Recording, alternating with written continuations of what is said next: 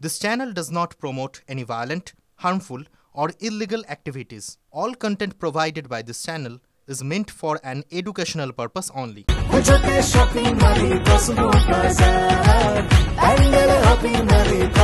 Cosmo বাজার পুজোর shopping two pandal hopping সঙ্গে রয়েছে দারুণ আকর্ষণীয় উপহার।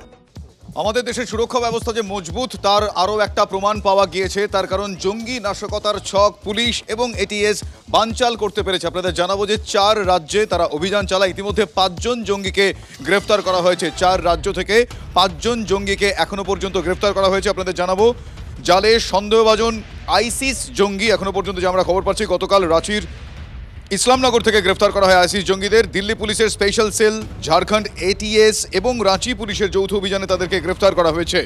জালে আজহার দানিশ নামে এক জঙ্গি, দানিশের বিরুদ্ধে দিল্লিতে সেই মামলা দায়ের করা হয়েছিল। এর আগেই দিল্লিতে গ্রেফতার আরও 2 জন সন্দেহভাজন।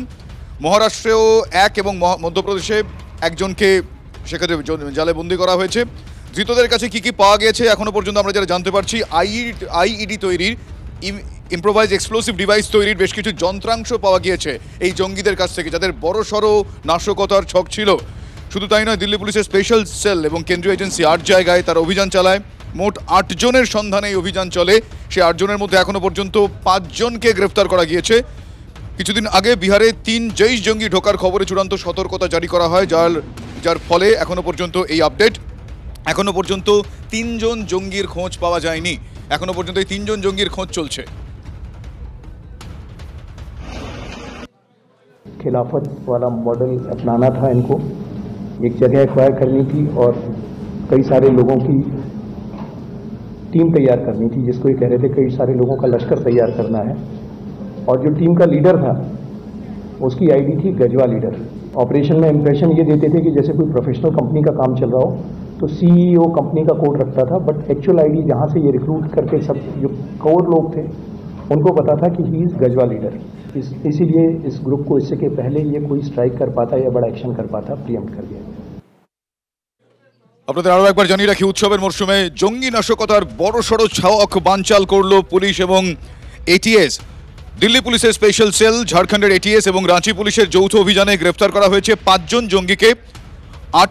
4 রাজ্য থেকে গ্রেফতার করা হয়েছে 5 জন জঙ্গিকে। 8 জায়গায় অভিযান চালানো হয়। 8 জনের খোঁজে তল্লাশি ছিল। ইতিমধ্যে 5 জনকে গ্রেফতার করা হয়েছে, 3 জনের খোঁজ চলছে। আমার সহকর্মী সিজার মন্ডল এই মুহূর্তে রয়েছেন। সিজার, এই ধরনের ক্ষেত্রে জঙ্গি নাশকতার ছক বানচালের এটা একটা ইনিশিয়াল পার্ট আমরা বলতে পারি, তার কারণ 8 জনের খোঁজ ছিল, তার মধ্যে 5 জনকে পাকড়াও করা গিয়েছে। এক্ষেত্রে এই ধরনের অপারেশনসগুলোতে এখনো 40 জন সক্রিয় আছে বলে আমরা জানতে পারছি। কতটা, কিভাবে, কি মুভমেন্ট, কি আপডেট এখনো পর্যন্ত সিজার? দেখো, মূল মাস্টার মাইন্ড তাদেরকে গ্রেপ্তার করা সম্ভব হলেও এখনো যে 40 জনের মতো এই গোটা মডিউলটা, অর্থাৎ একটা মডিউল নয় একাধিক মডিউল সক্রিয় রয়েছে, এটা এখান থেকে খুব স্পষ্ট। এবং এই মডিউলের হাতে একদমই যে অস্ত্র পৌঁছয়নি বা বিস্ফোরক পৌঁছয়নি সেটাও কিন্তু বলা যায় না, কারণ যাদেরকে নয়াদিল্লিতে গ্রেপ্তার করা হয়েছে এর পরবর্তীতে, অর্থাৎ 5 জনের পরে যাদেরকে ডিটেন করা হয়েছে সেখান থেকেও কিন্তু অস্ত্র পাওয়া গেছে। এবং সেই জায়গা থেকে এটা স্পষ্ট যে বড়সড় নাশকতার ছক তারা করছিল এবং দীর্ঘদিন ধরে এই পরিকল্পনা চলছিল। সেক্ষেত্রে বাকিদের প্রত্যেককে নাশকতার সরঞ্জাম সহ যতক্ষণ না ইন্টারসেপ্ট করা সম্ভব হচ্ছে ততক্ষণ কিন্তু আশঙ্কা কাটছে না।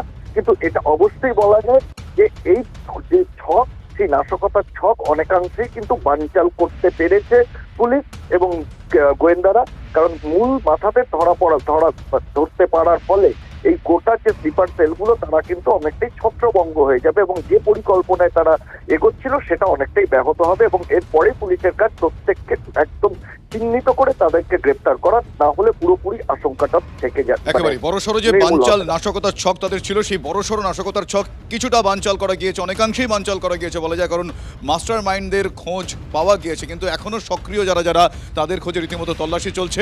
আরও একটা গুরুত্বপূর্ণ আপডেট আপনাদের জানিয়ে রাখবো, পাঞ্জাব সীমান্তে বাহিনীর অপারেশনেও বড়সড় সাফল্য এসেছে। আরও একটা অত্যন্ত গুরুত্বপূর্ণ আপডেট এই সংক্রান্ত, পাঞ্জাব সীমান্তে পাকড়াও অস্ত্র সমেত দুষ্কৃতী দল। পাকিস্তান থেকে বিপুল পরিমাণ অস্ত্র সেখানে ঢুকেছে বলে এখনো পর্যন্ত অনুমান, কিন্তু এটাও একটা সাফল্য সেনার। স্লিপার সেলের কাছে অস্ত্র পৌঁছে দেওয়াই তাদের লক্ষ্য ছিল। লেটেস্ট আপডেট হলো, পাঞ্জাব সীমান্তে বাহিনীর অপারেশনে পাঞ্জাব সীমান্তে পাকড়াও করা হয়েছে অস্ত্র সমেত একটা দুষ্কৃতী দলকে।